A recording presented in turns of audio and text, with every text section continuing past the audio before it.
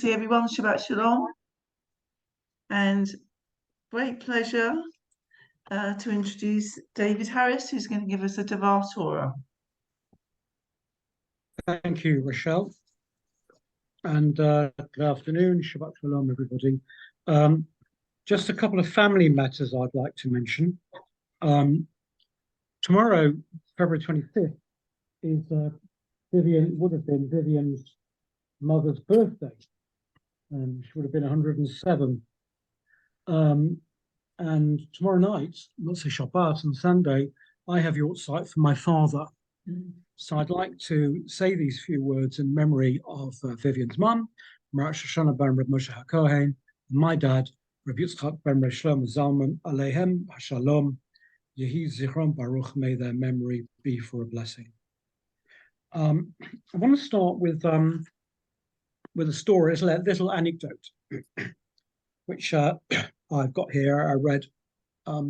This is an American chap, and he's traveling in America. This is what he has to say. Several years ago, while traveling far from home, I found myself in an affluent urban community, suburban community on Shabbat. I decided to attend the local synagogue in the morning and brought along a friend who I was visiting. The synagogue was newly constructed and architecturally magnificent, with a ski-sloped ceiling, beautiful stained glass windows, and much ornamentation in gold and silver. The ark was stunning, with a brightly coloured tapestry, the parochet, above which hung a modernistic Ner Tamid, the eternal light. The rabbi stood at a hand-carved lectern and delivered his sermon, which that week happened to be on Parashat Ki Tisa and the lessons of the golden calf. As the rabbi reached the climax of his sermon, his voice rose into a crescendo and he declared, "And the golden calf lives today." At which point my friend leaned over and whispered to me, "Yes, and I think we're sitting in it." You know, we Jews have a strange attitude towards the construction of holy places, which is not something which is on the whole shared by our Christian friends and neighbors. You know, no trip to Europe would be complete if you didn't visit the Catholic and Protestant cathedrals in France or Italy or Germany. You wouldn't do a tour of Russia that might exclude the beautifully onion-domed Orthodox churches. And nearer to home, we have sites like Westminster Abbey and St. Paul's Cathedral, which Londoners rush by without a moment's thought. Somehow the phrase, "no expense is spared," doesn't begin to capture the craftsmanship contributed to make these buildings truly cathedrals of the divine, for the purpose of inspiring awe in every worshipper who enters. But Judaism doesn't seem to share that tradition so much. I mean, yeah, we have some great synagogues, magnificent synagogues. There's the great synagogue in Budapest, for example. There's the Nozik in Warsaw, and there are beautiful synagogues in Jerusalem and elsewhere, of course. But in general, Rabbi Abraham Joshua Heschel accurately captured the traditional Jewish view of the construction of sacred places when he wrote, "While others carried their piety, fervor, and faith into magnificent songs of architecture, our ancestors had neither the skill nor the material necessary to produce comparable structures. But there were Jews who knew how to lay bricks in the soul, to rear holiness made of simple deeds of study, of prayer, of care, of fear, and of love. They knew how to pattern and raise a pyramid that no one could see but God." And tomorrow's parasha, however, Terumah, seems to undercut this traditional Jewish view. In Terumah, we read of the construction of the Mishkan, the tabernacle in the desert, with all its opulence. The Israelites are constructed to bring gifts of gold, silver, copper, fine linen, dolphin skins, acacia wood. The ark is to be made of acacia wood, overlaid with pure gold, inside and out, with a golden molding around it. The two cherubim, the two cherubim which sit on top, also had to be made of gold, as should the ritual objects such as the bowls, the ladles, the jars, the jugs for the offerings of libations. And the instructions go on and on and on, in fine detail, specifying the use of regal colored yarn, fine twisted linen, silver, and much gold and acacia wood. So it seems a bit peculiar. That doesn't seem to be in accordance with what has developed, in more recent times. So where does all that come from? Well, perhaps we can trace its roots to a rabbinic debate over chronology. Which came first? God's instructions to build the Mishkan, tabernacle, or the incident of the golden calf? Well, the Torah, of course, puts the tabernacle first. Tomorrow is Terumah, about the tabernacle, and Kitisa is 2 weeks later. But for Rashi and other biblical commentators, that sequence is not necessarily the correct chronology. When Rashi writes at the beginning of Kitisa, commenting there, he says, Ein mukdam u'mecha b'Torah. There is no chronological order in the Torah. And he goes on to say, the story of the golden calf took place many days before the command to make the tabernacle. Well, what's all that about? What were Rashi and other commentators who hold the same view trying to teach by telling us that the story of the golden calf preceded the instruction to build the Mishkan? Well, at bottom, the lesson of the golden calf lies in the realization that humans are unable to grasp abstract monotheism. They need a tangible representation of God's presence. Without direction, they create their own representations. And forgetting what God's presence truly means in this world, they will distort God's image. There's a poetic midrash in part of the midrash, which is called Shemot Rabbah, which suggests that after the golden calf episode, the people of Israel were estranged from God.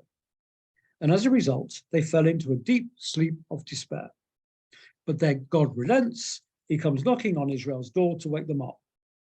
And in the words of our parashah, he says to them, bring me gifts, v'asuli mikdash, and make me a sanctuary, v'shechamti b'tocham, so I can dwell among them.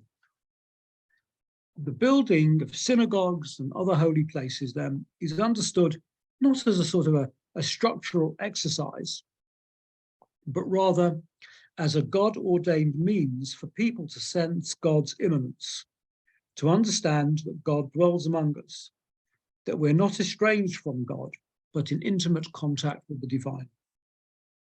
The challenge is to ensure that our structures, whether they're modest or grand, remind us of the presence of God. Now, just as it so happens, in our own times, and very, very much in our own times, I know of 4 examples where holy structures are being constructed, and I'm sure there are more. To begin with, I don't know how many of you were able to watch the video which Murray Altman posted on our shul's WhatsApp site last week. But this video was of a pre-Shabbat, Kabbalat Shabbat, similar sort of idea to what we do. But this one took place in a newly built shul, the Moses Ben Maimon synagogue in Abu Dhabi, of all places, which is not only the first shul to be built in the UAE, but is also built on a campus shared with a mosque and a Christian church, if you please. The 3 Abrahamic faiths uniquely united. And then, less remarkably perhaps, but no less significant, also at last week's Kabbalat Shabbat, this time the one in Kenton, we heard about the relocation. Of course, we've all read about the relocation of our neighboring shul in Wembley anyway. And then there are 2 other synagogues, which I've heard of, seeking new premises. One is the synagogue of the Auckland Jewish community in New Zealand, which is seeking to move from its current city centre site to another location in the suburbs. Vivian and I visited this shul complex, and believe me, it really is a shul complex, in 2019, just before the pandemic broke out, while we were enjoying the holiday of a lifetime. And finally, there's Bournemouth Hebrew Congregation, which is hunting for premises in a more salubrious area. And of course, we mustn't forget, on a smaller scale perhaps, but no less significant, our own appeal here in Canton for a new bimah. Our rabbis taught that when Moses threw down the tablets of the Ten Commandments in anger upon seeing the golden calf, the tablets were broken, but their letters remained suspended in space. Or in Rabbi Heschel's phrase, the stone is broken, but the words are alive. That is our challenge as Jewish builders, to ensure that our new sacred places are places where the words of Torah are kept alive. Now, of course, I don't know the ins and outs of these four situations that I've quoted, but the challenge is there, quite clearly, to construct buildings so just like the Mishkan, so that God may dwell among us where it is most important, in our hearts and in our deeds. Shabbat Shalom. Shikoyach. Shakoya, David, thank you very much indeed for such an interesting and informative Torah, and also your perspective on the chronological order of the Pasha, and as well as talking about these various shuls throughout the world and their building or rebuilding of them. Thank you very much indeed. And now, without further ado, it's a great pleasure to invite Frank Weinberg to lead us in Kabbalat Shabbat.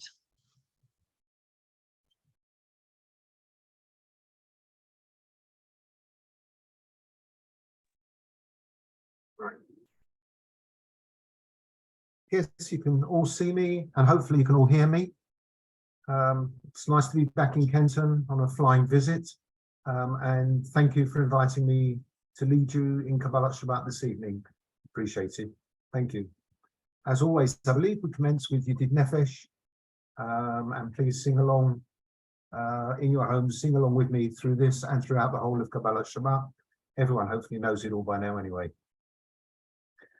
Yedid nefesh avrachaman mishoch avdecha el retzonecha yarutz avdecha kamo ayar ishtachaveh mol hadacha yerav lo yedidotecha Mino fetzuf v'chotam Adonai zil haolam Noshikol tzavtzevon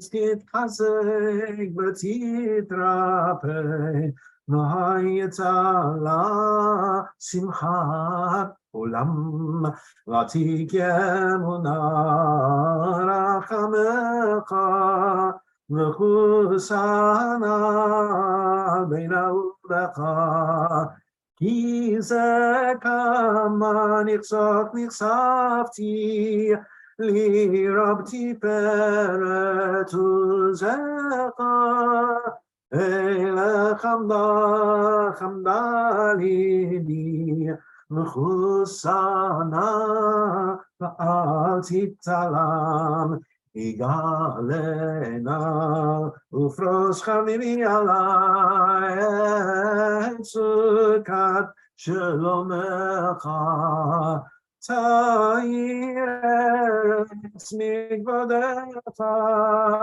Nagila v'nismachamach Ma'erehov kiva moed V'chanenu kimei olam Da-da-da-da-da-da Da-da-da-da-da Da-da-da-da-da-da Yam-bam-bam-bye Da-da-da-da-da Da-da-da-da-da Da-da-da-da-da-da-da-da-da-da-da-da Ya-la-la-la-la-la-la-la-la-la La-la-la-la-la-la Yam-bam-bam-bye Da-da-da-da-da-da La-la-la-la-la-la La-la-la-la-la-la-la-la We'll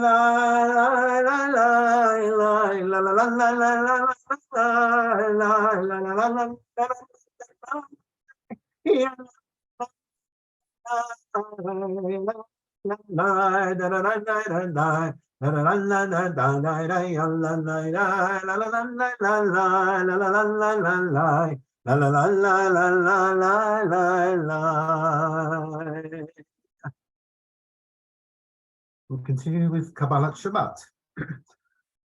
L'chur l'Adonai l'tzuri sheinu l'kabma chanabotodam mirot noyalo.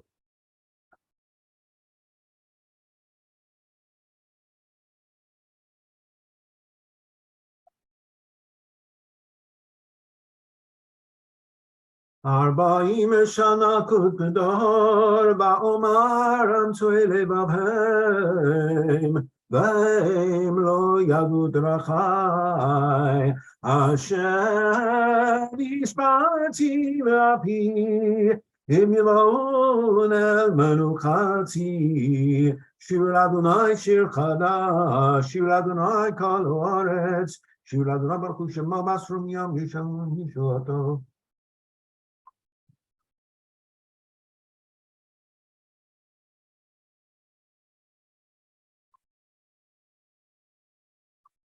ישמחו השמיים ותגל הארץ, ירמה ימונו, יעלוס שדי וכל אשר בו, אז ירננו כל עצי ים, לפני אדוני כי בא לשפוט הארץ, ישפוט סבל בצדק, Ba'ani be'emunato Adonai melech tagel ha'aretz Yishukim Rabbeinu Amen.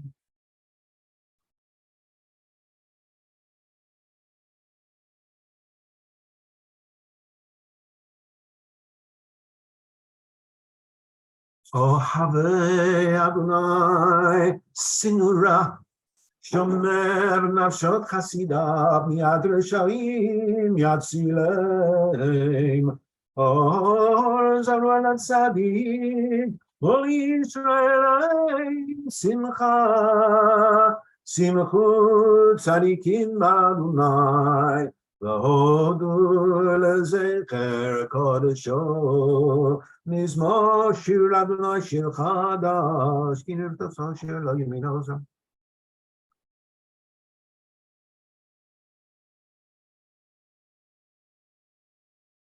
Yiram Mayam Umlo Tevel B'Yosheveva Naharokim Chauchaf Yachad Harim Yeraneinu Lifnei Adonai Kiva Lishpot Haaretz Yishpot Tevel B'Tzedek V'Amin B'Meisharim Adonai Malach Yibuzu Amin Yoshikudu.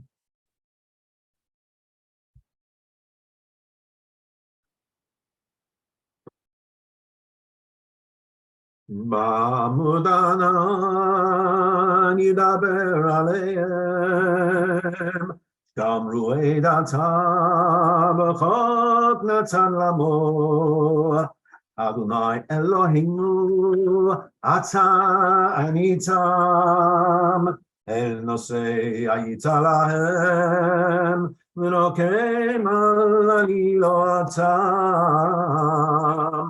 Ra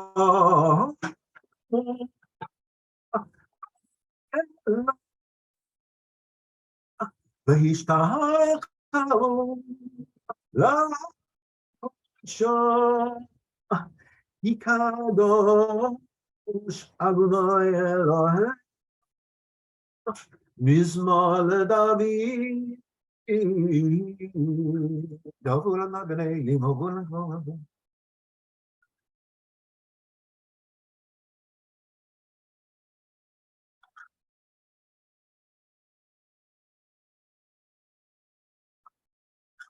כל אדוני יכולל איילות,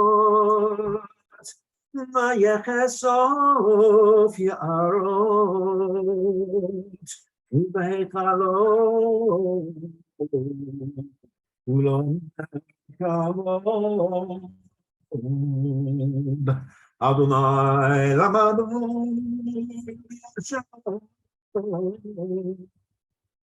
וישב אדוני בעולם, אדוני ייתן, אדוני יברך את עמו בשלום.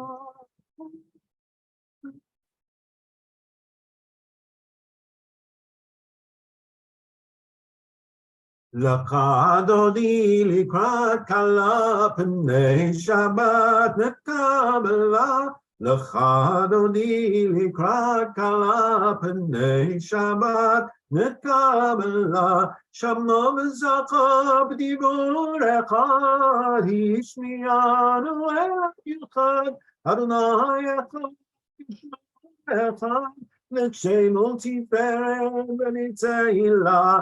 לך דודי לקראת כלה פני שבת נקבלה, לך דודי לקראת כלה פני שבת נקבלה, לקראת שבת לכו ונלכה, כי מקור הברכה מראש מקדם נסוכה, סוף מעשה מחשבה תחילה.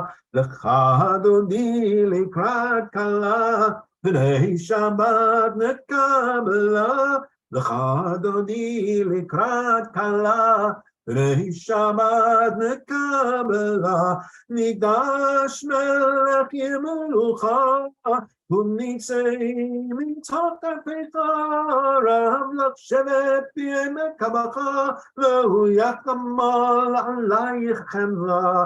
לך דודי לקראת כלה פני שבת נקבלה, לך דודי לקראת כלה פני שבת נקבלה, התנערי מאפה כולי לבשי מידי, ציוותך מי על יד בן אישה בית הלחמי, כל בן נפשי גאלה. לך דודי לקראת כלה פני שבת נקבלה, לך דודי לקראת כלה פני שבת נקבלה, התעוררי, התעוררי, כי בעורק וביערי אורי דברי, כבוד אדוני עלייך נגלה.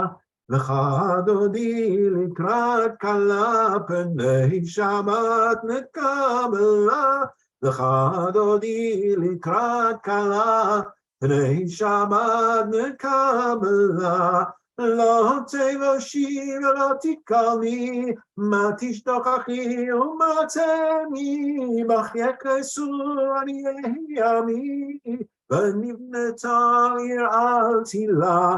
לך דודי לקראת כלה פני שבת נקבלה, לך דודי לקראת כלה פני שבת נקבלה, ויונים שיסה שוסייך ורחקו כל מבלייך, יסיס עלייך אלוהייך, כמסוף חצר על כלה.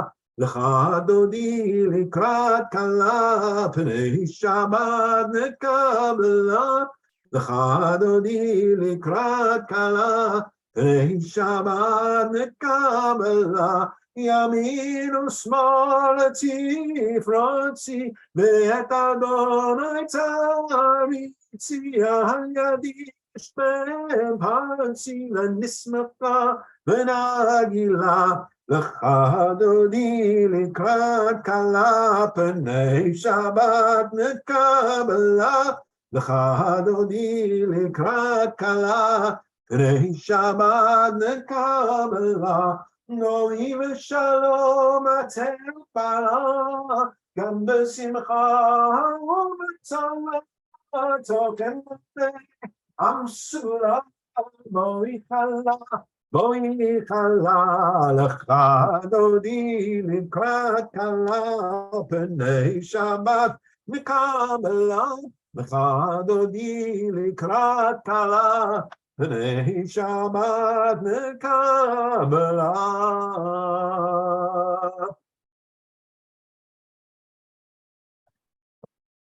So Kaya, Kaya.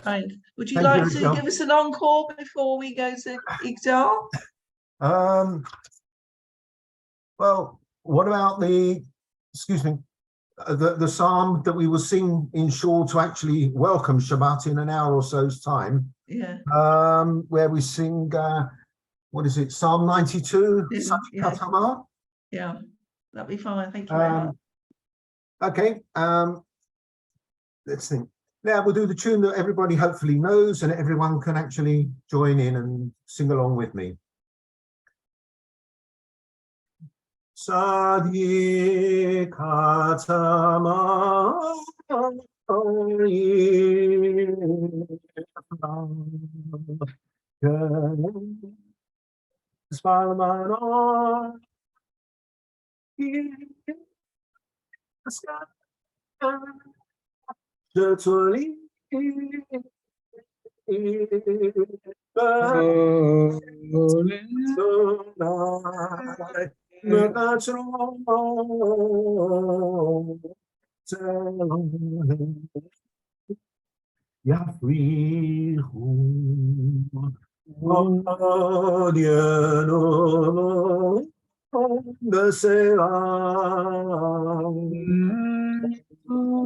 the sheni ra'anani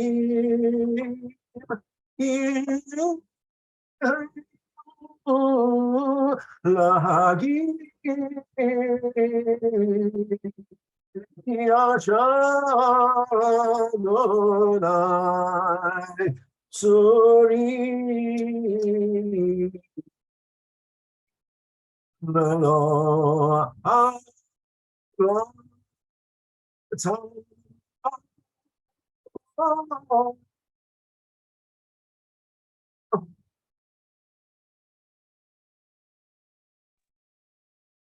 Thank you. Rochelle, we finished with you now? Yes, thank you very much, Frank.